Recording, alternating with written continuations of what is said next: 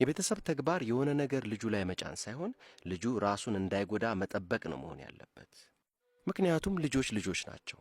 የሚጎዳቸው ሽባ የሚያደርጋቸው ነገር ውስጥ ሊገቡ ይችላሉ። ያም ቢሆን አታድርጉ፣ አትሂዱ ብላ አትዘዛቸው።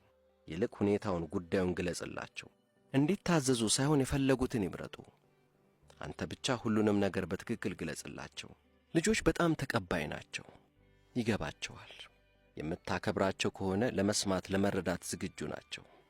ከዚያም ጉዳዩን ለራሳቸው መረዳት ተውላቸው። መጀመሪያ ላይ የጥቂት ዓመታት ጉዳይ ነው የሚሆነው። ብዙም ሳይቆይ በራሳቸው መረዳቱ ይደላደላሉ። የእናንተም ጥበቃ አያስፈልጋቸውም። በራሳቸው መመራት፣ በራሳቸው መሄድና መወሰን ይጀምራሉ። የወላጆች ፍርሃት ይገባኛል። ልጄ በማልፈልገው አቅጣጫ ሄድብኛል ነው። ያ ደግሞ ያንተ ችግር ነው። ልጄ የተፈጠረው አንተ ለምትወደውና ለማትወደው ነገር አይደለም። ልጆች ወላጆቻቸው በማይወዱት አቅጣጫ ሊሄዱ ይችላሉ። ያ ደግሞ ያንተ ችግር ነው። ያንተ ልጆች አንተ ለምትወደው ወይም ለማትወደው ነገር ተብለው አልተፈጠሩም። የራሳቸውን ሕይወት መኖር አለባቸው።